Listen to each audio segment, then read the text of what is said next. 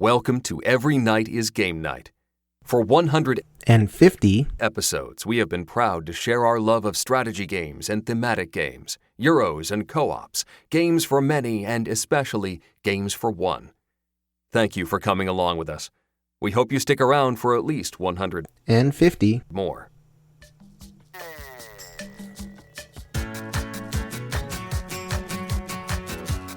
Every Night is Game Night, episode 150, the debut of Right Brain, Left Brain game reviews.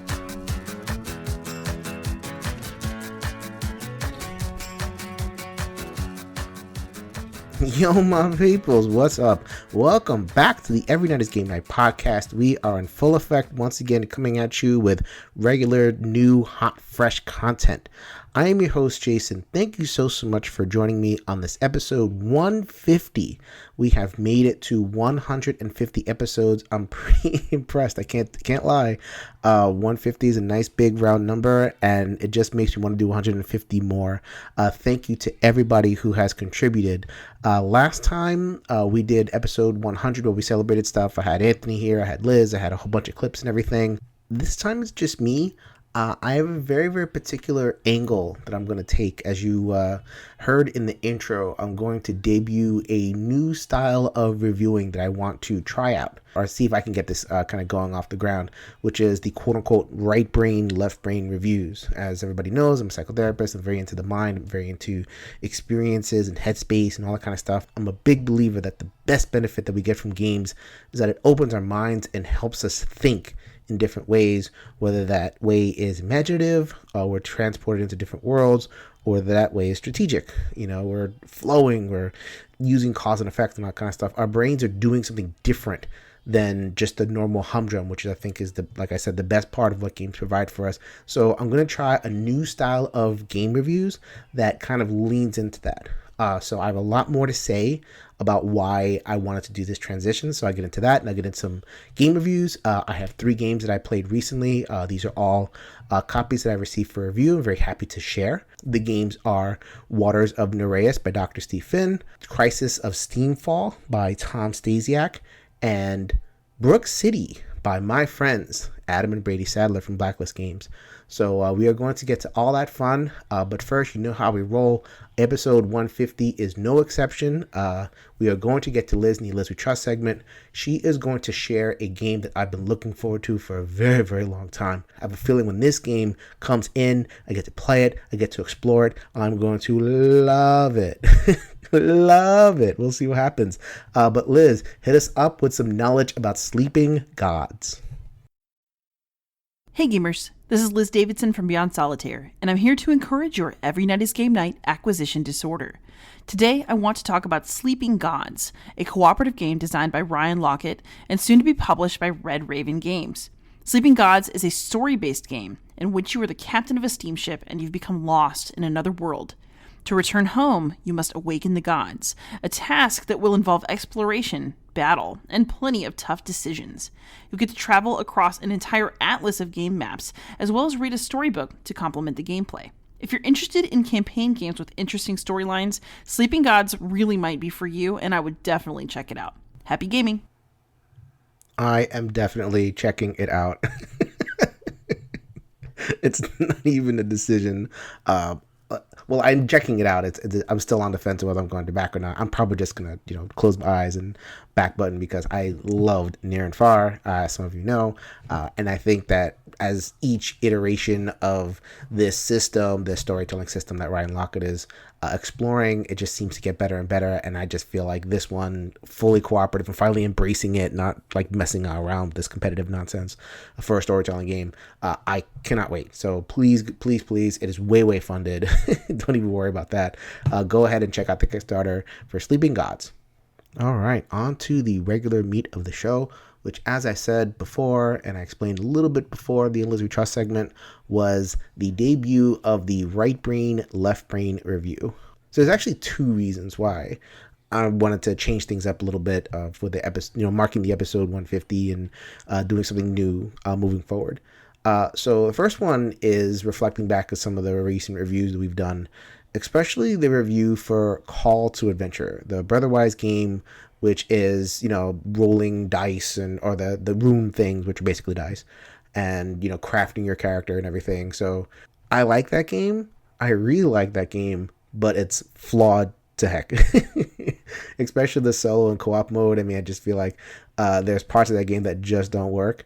However, I love the headspace that it puts me in. I love that moment when I'm holding the runes and I'm scanning the board and I'm figuring out, okay, where do I want to take my budding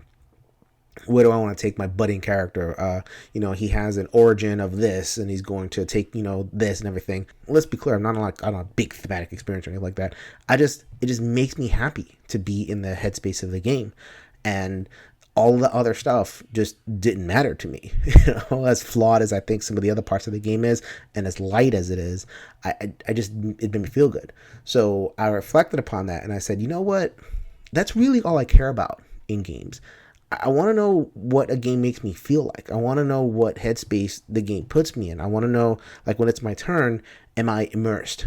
Am I immersed, whether thematically, and I'm into the story, or I'm into something about, the art or mechanism of the game's kind of grab me on that end?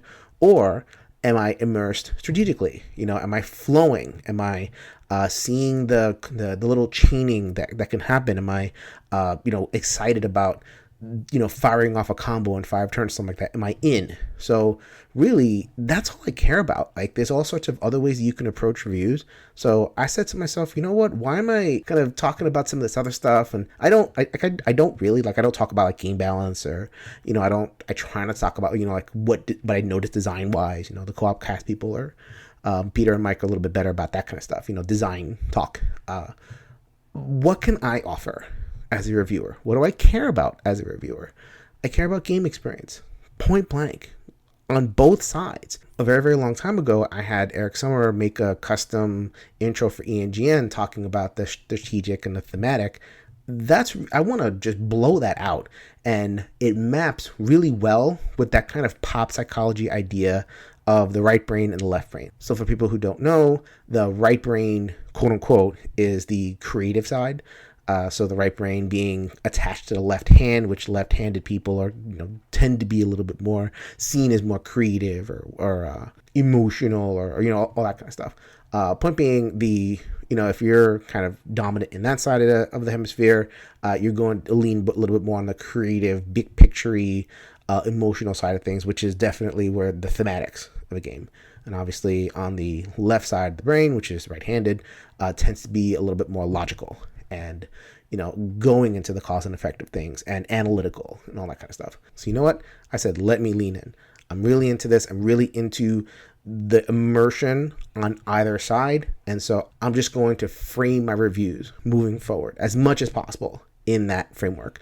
Obviously, if I have a guest and we're reviewing a game get together, I'm not going to make them fall into this framing. I'm just going to do it as much as I can. And even Anthony, I haven't really talked to Anthony about this. Anthony's doing his own thing and over on BGA. Go ahead and check out Anthony's stuff over on BGA. He's finally kind of freed up a little bit, and he will be coming back to do some of the post Gen Con reviews in a couple of weeks, which I'm looking forward to that. But the thing is, this is my thing. This is only my thing, and I'm going to try as best I can to frame the reviews in this way and talk about the right brain experience and the left brain experience. And we'll see how it goes. So the second reason I wanted to change things up a little bit in terms of the game reviews is ENGN does a lot. I try to make it do a lot. I try to make it do discussions and interviews and roundtables, and those are honestly my favorite things to do. And if I could just do that all day, I have to think long and hard about, taking it in a totally discussion-oriented direction. However, I really do have to acknowledge that the meat and potatoes of why people listen to Every Night is Game Night are the reviews. I hear a lot of folks, even as many episodes as we've done, mention ENGN and the solo gaming communities. Like, oh, here's the solo gaming podcast. And I really appreciate that. And, we get to hear about games. And, for all the kind of drifting, around and episodes that are not about games at all, that's the bread and butter of ENGN. So I'll acknowledge that. And I like games. It works out. But I have to admit, it's not the part that I feel like about ENGN that really stands out. I mean, you can get game reviews everywhere. There are game reviewers all over the place, dropping out of trees, telling you their thoughts and opinions about the game.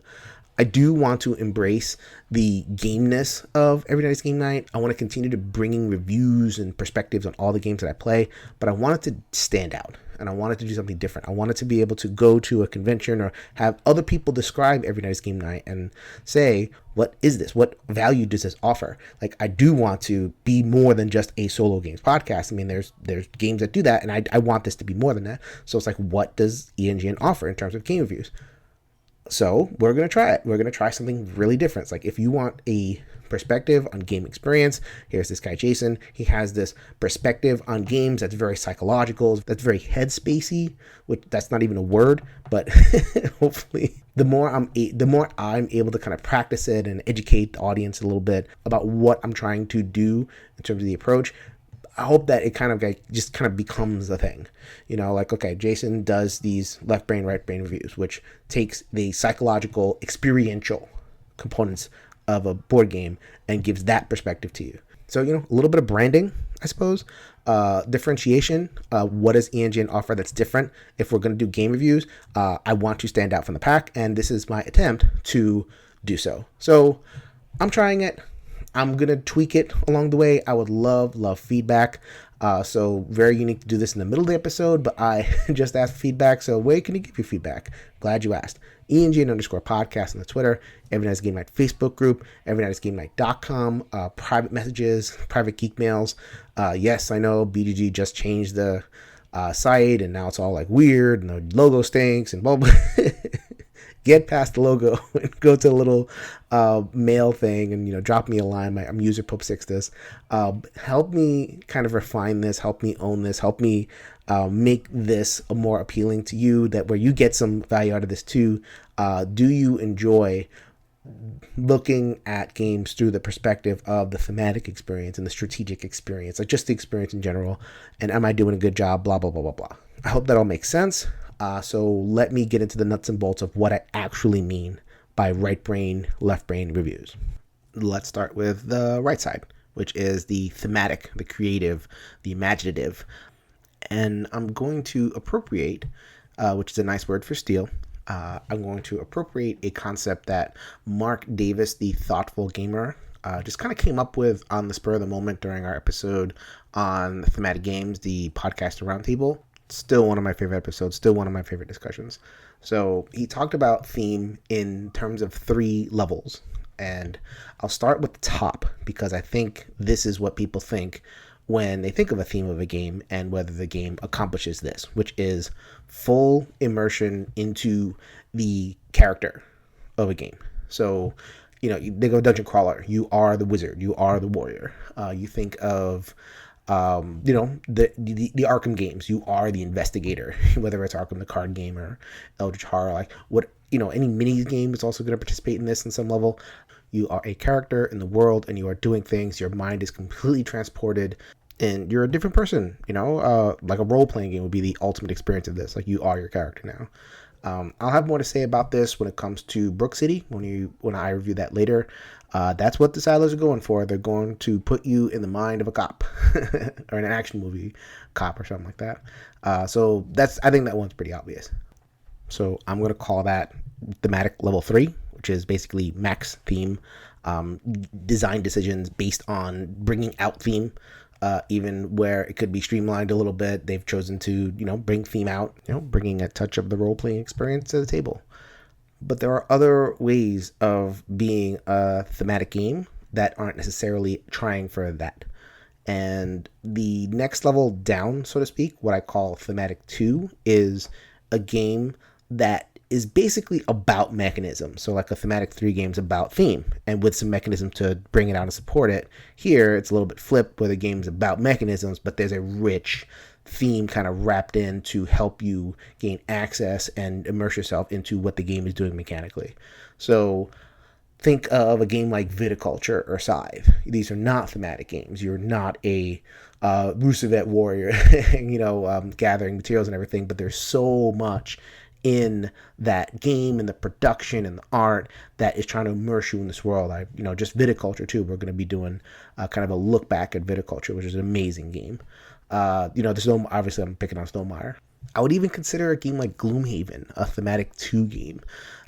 It's a tactical game. The point of the game is combat. The point of the game is hand management and all that kind of thing. I think in terms of the theme, it gets a little bit rough, especially, like it does anti-thematic things, like make you play cards to move. Like if you don't have the card to move, you just stand there. I'm gonna have a lot more to say about that.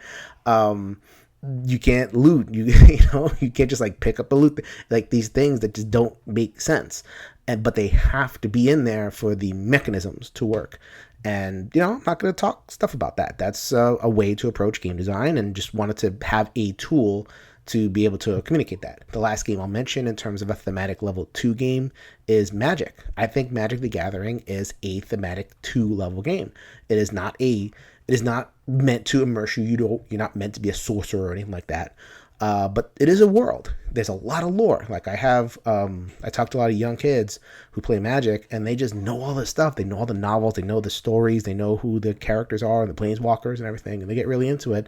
And the game does a lot in terms of its art, in terms of its flavor text, in terms of whatever, to just at least, open up that world for you, even if you're not like a spell slinger. So I'm going to consider that middle level thematic 2. I'm going to talk about it a little bit more when it comes to Crisis at Steamfall. I believe that is a good representation of a thematic level 2 game. So we'll get to that in a second.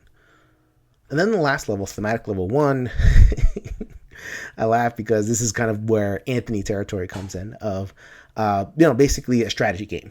There's a lot of strategy games out there, and they have the barest wisp of a theme.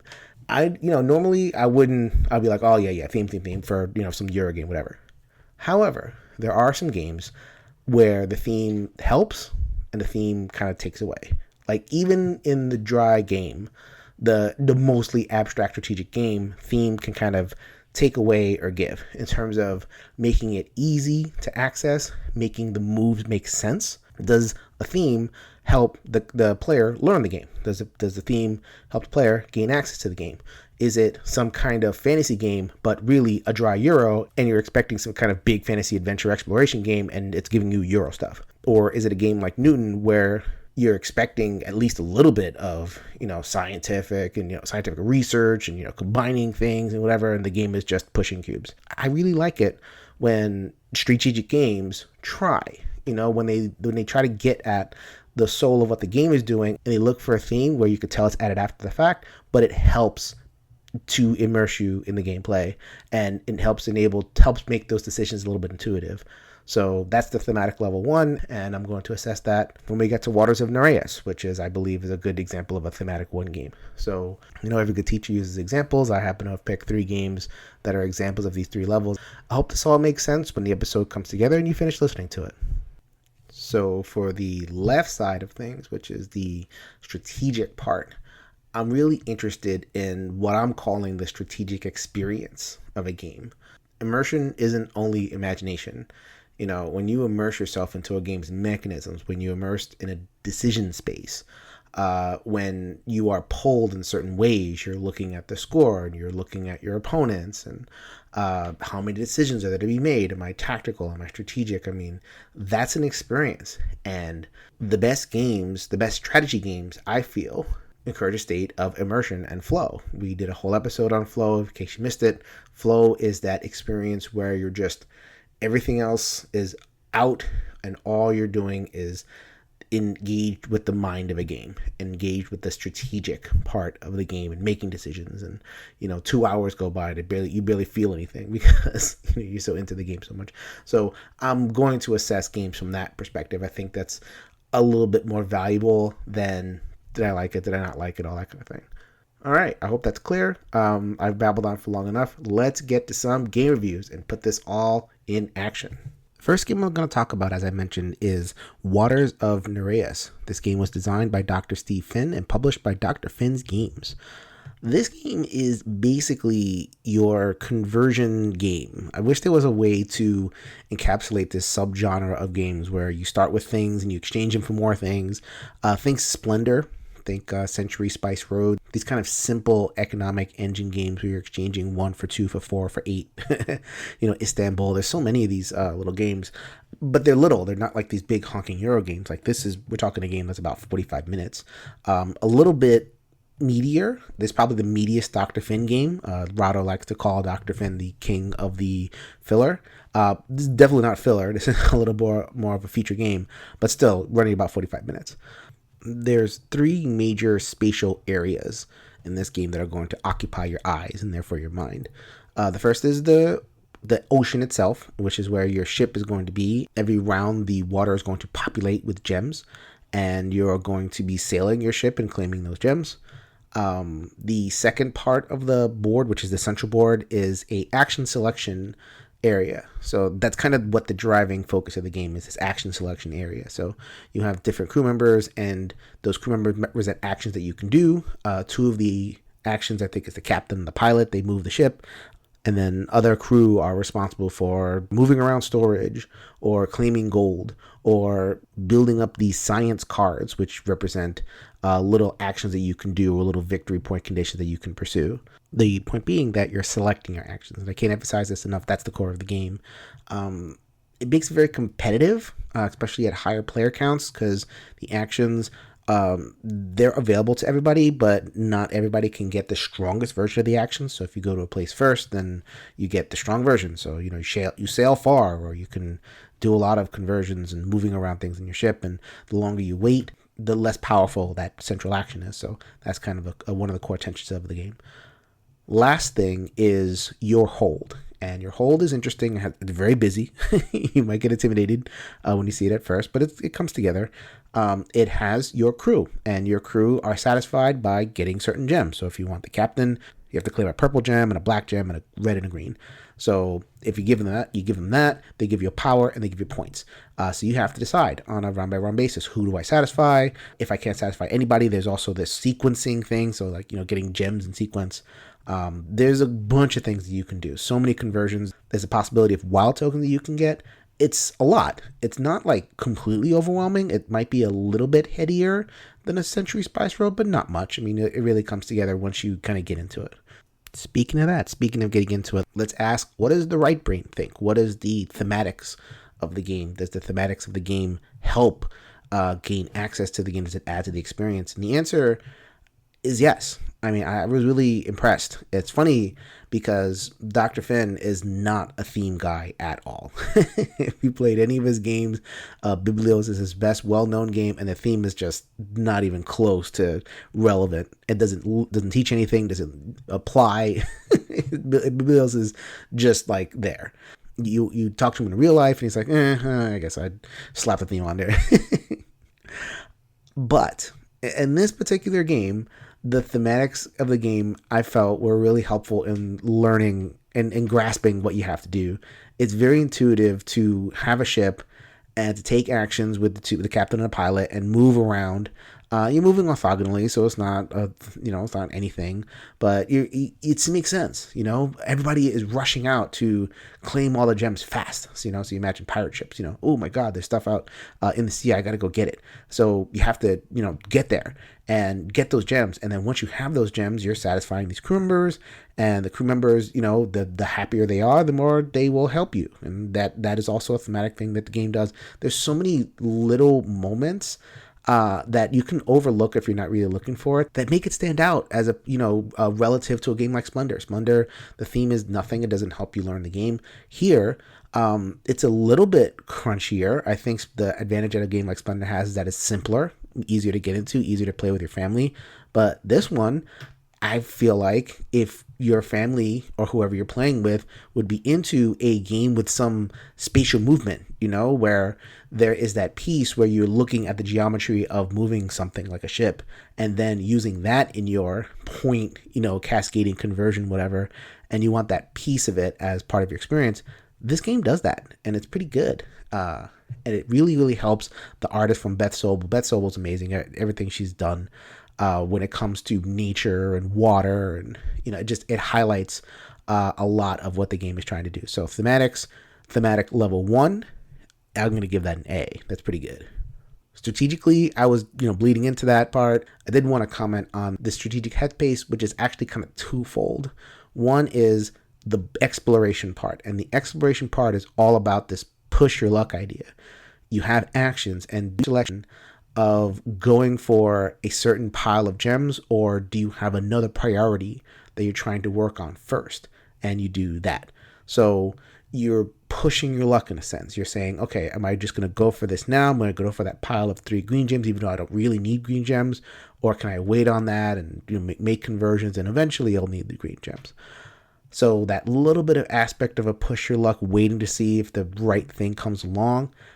The other half of the strategic headspace is the conversions themselves. So this is classic, Splendor, or all these other games where you're turning a red gem into 2 white gems and all that kind of thing. It delivers that one. You've been here before. It delivers it very well.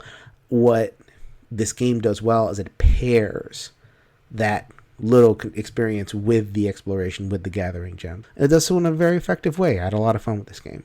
My one thing that I'll say is that I don't think this game really works at low player counts. The 2-player variant adds a dummy player, which takes away resources. Doesn't do enough. It basically, you're just basically playing the game with another little bit of overhead. I didn't really enjoy that. I remember this game launching with some solo, or at least ideas for solo, and I don't know if it works. Maybe there's somebody that can kind of whip up something. Dr. Finn was not able to put it in the main box, and I could see it. I could see like a lot of these games, you can play them solo if you kind of put up opposition and do whatever. It's basically a solitaire experience. But I think the main heart of the game sings at 4, where you have a lot of competition for those resources, and you have that push your luck element as well. So at the end of the day, I can give a recommendation. It may not be everybody's cup of tea. You know me, I'm a thematic gamer. I like my little bit more themes to my stuff, but I think the theme actually works. The production is great, and it delivers a solid little strategic punch. So that is Waters of Nereus. I can recommend it. The next game we're going to talk about is another Kickstarter project. It is Crisis at Steamfall. Crisis at Steamfall was designed by Tom Stasiak and published by Beautiful Disaster Games. This is a 1-to-4 player competitive or cooperative game where you'll be playing a bunch of heroes in a steampunk universe, running around town and doing stuff. Doing stuff depends actually on whether you're playing the cooperative or the competitive mode. In the competitive mode, you are racing for points. It's not really like a direct combat type game. You're racing to get quote-unquote renown. And also, according to at least the story of the game, you're going to be interacting with these relic cards, which is really, find resources and bring them over to this space and chain them in. That's kind of the extent of what you're going to be doing in terms of the resource cards. So whoever does that first and whoever does that best is the winner. So in the story of the game, once you do that, it causes a disaster. Some alien pylons are discovered, human beings are turned into mechanized, and now we have to cooperate. And that's where the cooperative game comes in, where now your steampunk heroes have to save the city and destroy the alien pylons and all that good stuff. All right, so what does my right brain think? What's the thematics of the game that I can expect? Now, you're going to look at the game laid out. You're going to see, not minis, but standees running around a modular board. So there's a bunch of tiles and they get placed. And you're going to be running from place to place. And there's enemy figures and there's cards. And it looks like a honking thematic, high level, like I am a character in this world and running around and doing stuff game. And for the most part, it is, but the reason I downgraded the thematics in this game a little bit to 2 and not 3 is the heroes. And simply put, the heroes are very complicated to run. You can't just move and attack and do the things that you might expect to do in a, scenario-based game like this. There is a lot of management that you have to do with the heroes. There's a lot of buttons that you have to push in order to get them to do anything. So the way the heroes works is you have these action selection slots, but they start pretty empty. And over the course of the game, you're going to be adding things that you can do in those particular slots. So you might begin with 1 movement as a slot, but then as you progress through the game, and there's 4 rounds in the game, 3 turns, 4 rounds, so 12 total turns. each time you're going to add a thing that you can do and it stays there. So you have a movement, you're going to add a little chip that adds a manipulate. Manipulate is picking stuff up. So every time you select that from now on, you move and you manipulate.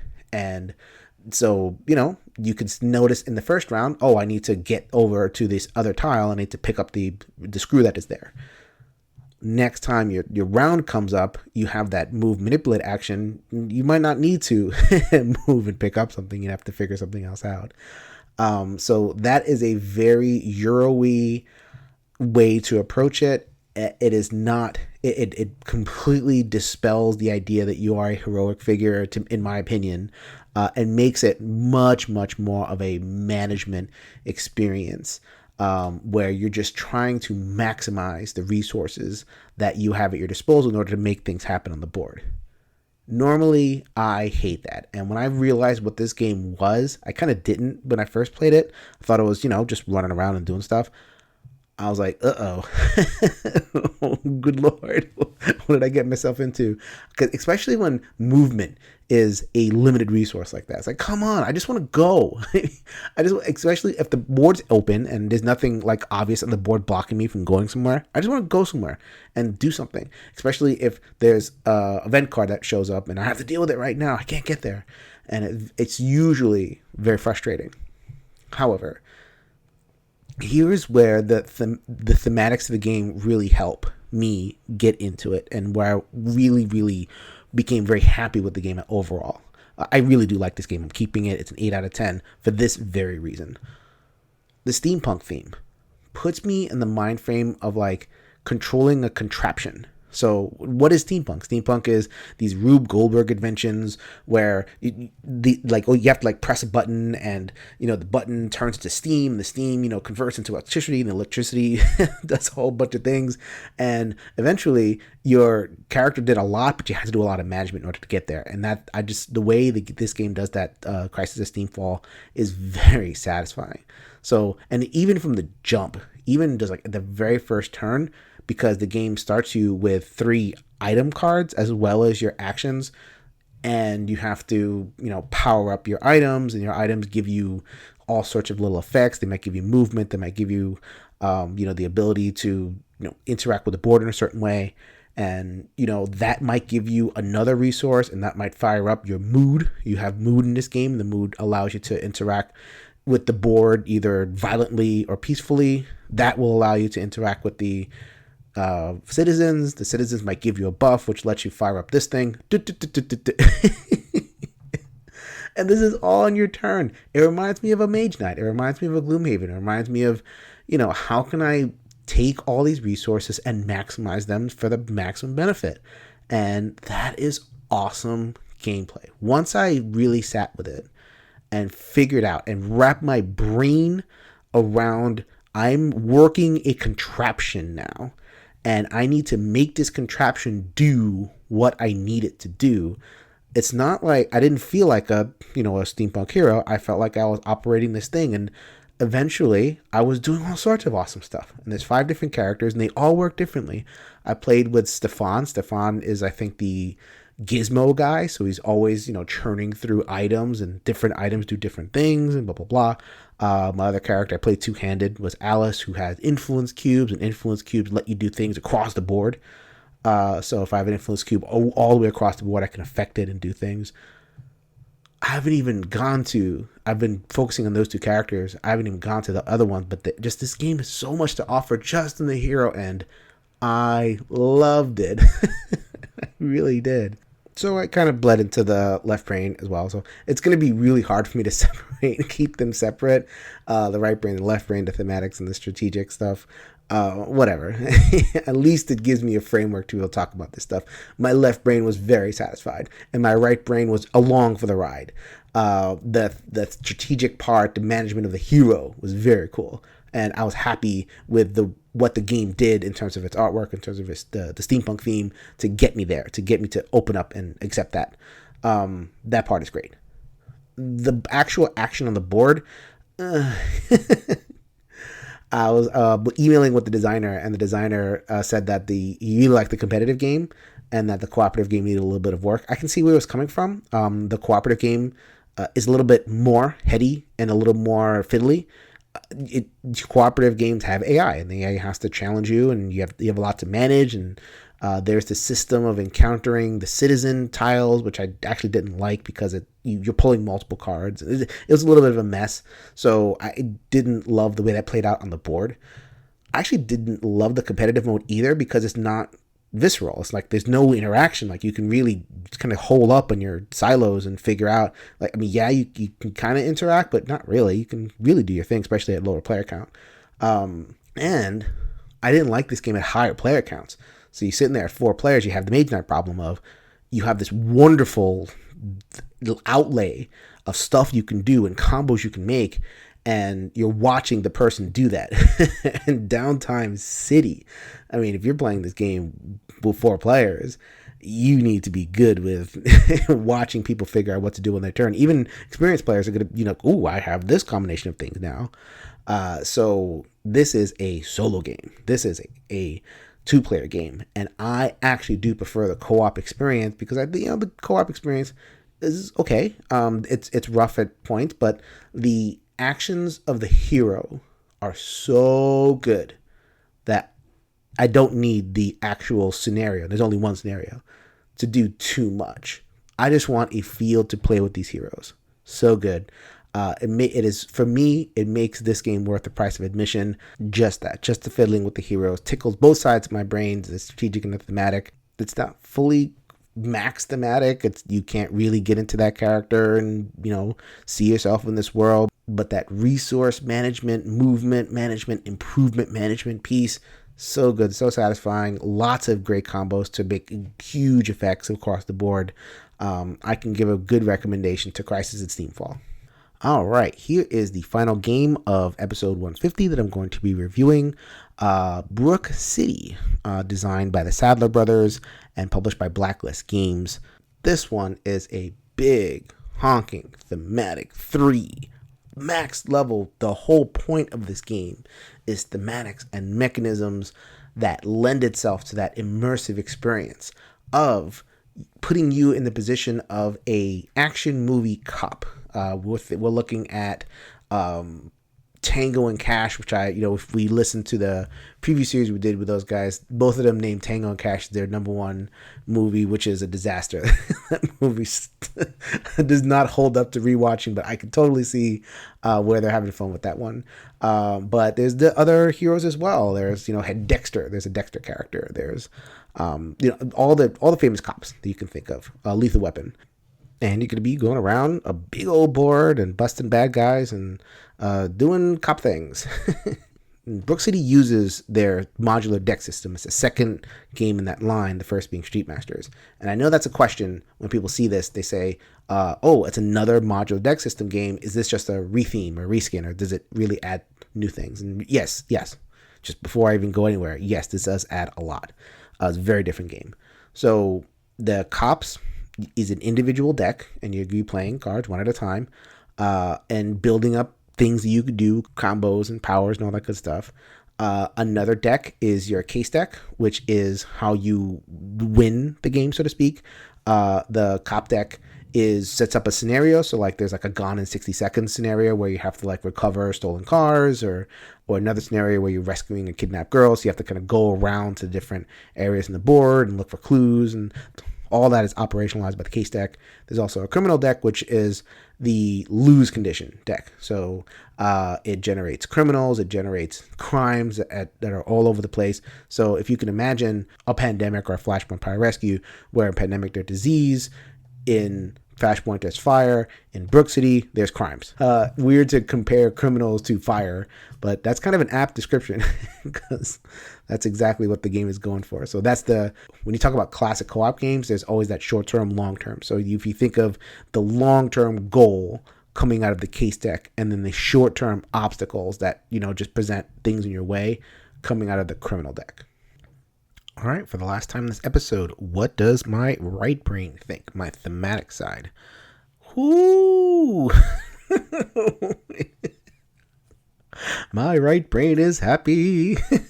This game is so thematic. I think in this way, it's probably a step up from Street Masters in terms of the thematic immersion. I could just, really see the cops going around doing stuff, busting bad guys.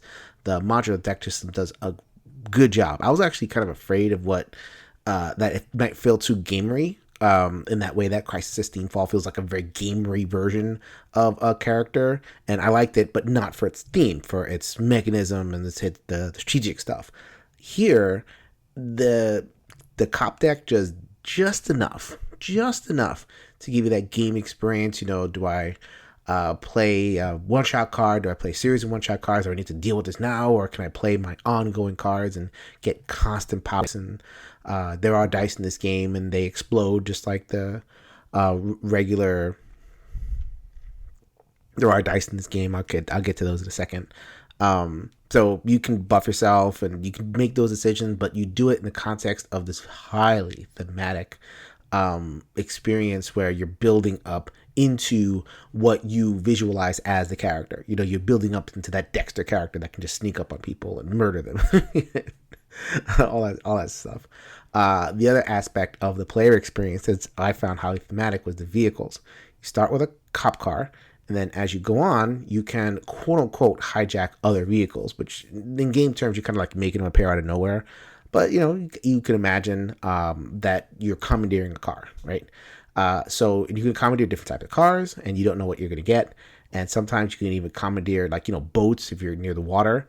My favorite thing is the motorcycle, because the way that the Sadler's constructed, the motorcycle can kind of jump long distances, and there's a river cutting through the kind of the bottom half of the board. So if at one point I was playing a game and I really needed to get my character just across the board, from the bottom of the board, from the top of the board to the bottom, I just needed to cover a whole lot of ground. Picked up, I rolled the dice. I picked up a car. It was a motorbike, and I was able to jump across the river and land right in front of the criminal and start beating him up. How cool is that? I have never, ever. I mean, there's no cop action board games, really. There was Police Precinct way back in the day, but there's no freaking way that Police Precinct, for whatever it was, kind of this really simple pandemic variant, was going to deliver that much of a thematic punch. This one does, and oh my god, that's so much fun. And that's just one example. I mean, there's so many different examples of how the game just delivers that immersion, and just does a really, really good job. It's Blacklist, so you're going to get production values, you're going to get minis. There was a lot of complaining about some of the minis. The minis don't move for the criminals, and it's like, why bother having minis? Might as well just be a standee. You got miniature heroes that move. You got miniature cars that move. That's like 75% of the plastic right there. So it's like, whatever. I have something to say about that, but I'll just leave it there. Thematic immersion A+++. I really, really enjoyed it. Actually, I mean, I know I just gave it a huge grade, but I do have to note something about that thematic experience that I didn't like was that. And this is on both sides of the brain. This is both on my right and my left. The case deck and the criminal deck are very separate. This is part of the board. The hero version, great. Hero theme, great. The board stuff, a little bit rougher for me on an imaginative level. Why is that a problem? Well, you have criminals. The criminals aren't doing the crime that you're investigating. Like, there's a kidnap victim, and the kidnap victim in one of the scenarios, as an example, does not interact with the criminals. Well, why am I busting the criminals if they don't have any insight into where this little girl is? It sounds so silly, but it really just matters. And I talked to Brady. I messaged him. I was like, okay, did you mean for the two decks to not interact? He said, yeah, I meant for it because it created a simpler experience. In Street Masters, there was some weird, wonky rules cornery type things that were generated because the case deck there did interact with the criminals. And sometimes that in Street Masters, the criminal would get something from the case deck, like a buff or something. And it's like it created some corner cases where, so in Brook City they wanted to keep it separate. I think it may have come at the cost of some thematic stuff going on. So I mean, that's one thing about how the game plays. On the hero side, just so it's so good. What does my left brain think? What about the strategic experience of it? Is this just a big minis fest with these thematic moments, but is there a lot of strategic heft?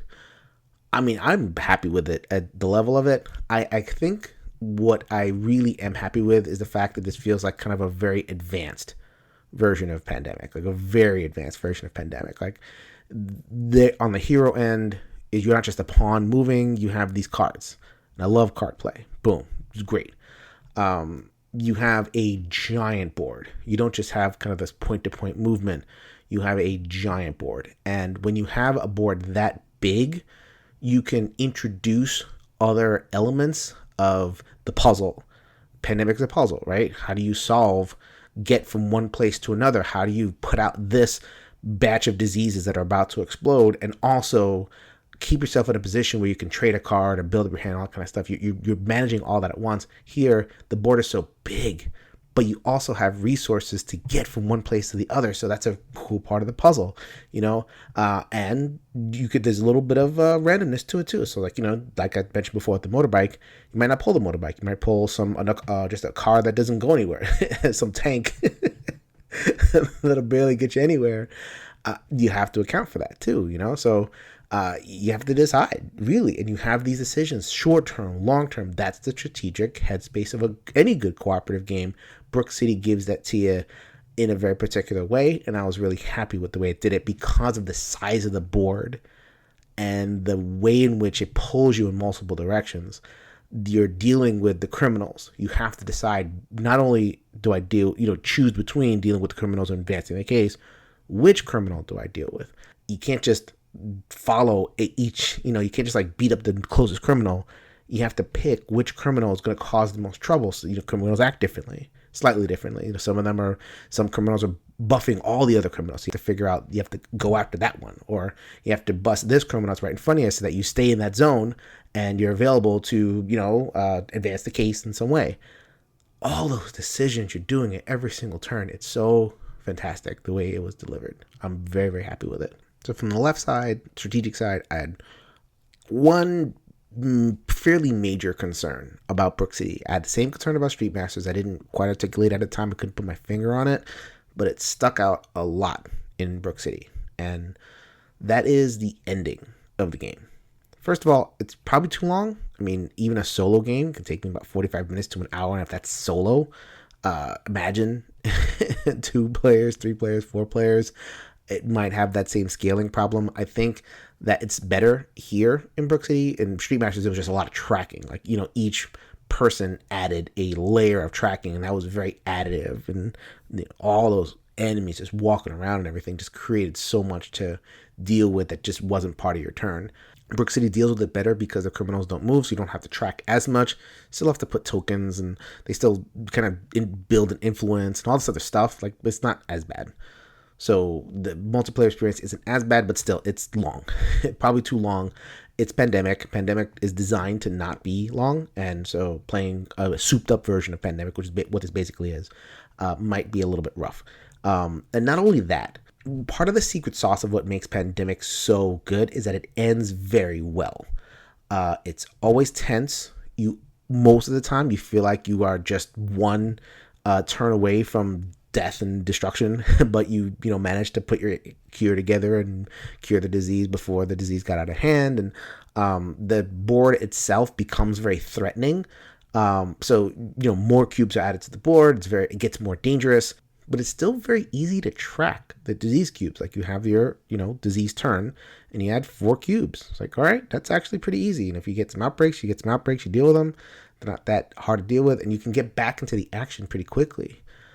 Which is important because in any good co-op game, near the end, probably in the last third of your co-op game, you are making a decision to ditch the short-term and long-term and only win the game.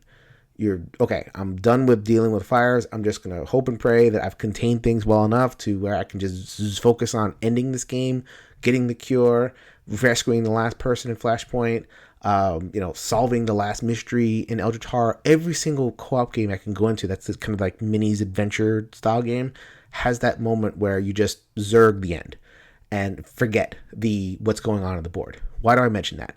mention that because in Brook City you do the same thing. Like there will come a time where you just want to like bang out that last case, and then you'll win the game and take it home. However, the criminals keep coming, and there is some tracking to the criminals because you have to keep track of where they are and which card matches with which mini. The cards themselves build up tokens, so you have to actively manage what's happening. And because you're ignoring the criminals, they're just going to keep coming. So I will have many games where there's just criminals all over the place. I have to track each one. And then when they get their certain amount of influence, they do something. And I'm completely ignoring them. It's like, I want to be able to ignore them. I want to be able to, I don't want to say that the game should become easy or whatever it is, and I don't want to say like the criminal should be less threatening. I want it to be threatening. It's just a lot of management. It's a lot to track at the end, and it's in a part of the game that I've decided to ignore to go after the end of the game. I don't want to spend that much time in management. I've played this game 5 or 6 times or whatever, solo and with people, and every single time when I reach the end, I'm so excited. I want to make it happen, and I'm spending more and more of the time tracking the bad guy growth. And just sometimes I'd be like, you know what, whatever. We're almost at the win. I don't see how we're going to lose. I'm just going to skip this, last management turn. And I should never want to skip anything in a game, like a real co-op. I don't want to do that. I mean, I don't want to shortcut something just for the sake of avoiding tracking. I'm not really trying to fix that. I'm not really sure if the Sadler brothers even acknowledge that as a problem. That idea that the criminals just feel very oppressive at the end. Like at the beginning, they're fine. They're not that many of them. They do the thing that they're supposed to do, which is kind of pull you. It can give you that pull and create the different directions and everything. By the end, I want to be able to just, go after the big thing and not have to spend an extra 4 minutes or whatever it is, just like tracking an item of the game that I can safely assume is not going to bother me unless something crazy happens. I don't know. Like, am I nitpicking? Maybe. But that's the end of the game, and that's the climax, and it's what should be the most exciting part of the game, and it ends up being kind of the most boggy and frustrating. Pandemic, Forbidden Island is just brilliant when the way it ends. It's always so tense. Here, endings, Street Masters had the same problem. I mean, by the end of a game of Street Masters, which I should probably explain what Street Masters is. It's like basically a double dragon beat 'em up, you versus a lot of different enemies walking around game. Even then, like, I'm ignoring the trash mobs. I'm zerging the boss. I still have to track the trash mobs' movement because they could theoretically do something. Probably not, but theoretically. Womp womp. I don't know what to do. I don't know how to introduce a new mechanism or like take away something. I don't know, just to kind of make that a little bit smoother, make the ending a little bit smoother so that you leave with a good taste in your mouth. Right now, I'm kind of on the fence of whether I do leave with a good taste in my mouth, and it's both on both ends. And that's just that's a game experience thing. I mean, I don't even know if that's left brain or right brain. It's just a straight up, did I have fun? Am I in a good headspace when it comes to it? For the most part, for like the first 2/3 of the game, it's amazing. It is 10 out of 10. That last little bit knocked it down for me. I ended up going with a 9. 9 is an excellent grade. But it kind of like that combined with some of the other difficulties that I articulated, I have to hesitate to recommend this game because it's a big game. Like, I want to be able to, and I've told both Brady and Adam this, I want to be able to point people to a Blacklist game and say, play this, this is great. And they have these big honking games where they're awesome and I love them and I backed Alter Quest and I'm in for whatever they decide, whatever they're going to do. There's some rough patches there that I think may actually weigh down the experience. Like, both of these games involve a lot of tracking and, don't have the most exciting endings. That's some pretty serious criticism for what are otherwise amazing and excellent games. So that is Brook City, my ultimate kind of judgment there. Like I said, 9 out of 10, permanent place in my collection. I'm really enjoying it. I haven't even explored all the content for it, and I know that they're thinking of making more depending on sales. So I'm in for that. just, putting a little thing out there for the Sadlers to think about when it comes to tweaking and, what else they can do to make their MDS system in general and these games in particular a little bit better. All right, my peoples, thank you so much for coming with me on this journey, episode 150. Thank you for being with me 150 episodes. Thank you for, being with me on this particular episode. I really want to hear how the reframing of reviews is working out. I feel like I'm explaining games a little bit better. I feel like I'm spending less time on that game instruction and kind of baking it more into this kind of left brain, right brain thematic strategic perspective.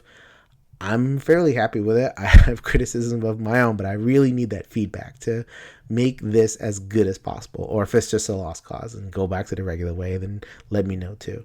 ENGN_podcast on the Twitter, Every Night is Game Night Facebook group, everynightisgamenight.com, user Pope Sixtus on BGG.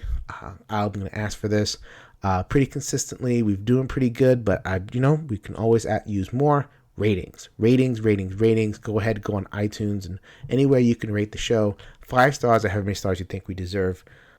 That would be very much appreciated. Okay, so over the next couple of episodes, I finally got over the 150 hump. I really wanted to give an original episode here. The next couple episodes are from the can. I did record them previously, so I'm going to be able to, continue settling in. I have been in my new house 5 weeks, and I still have suitcases in the kitchen, so this is crazy.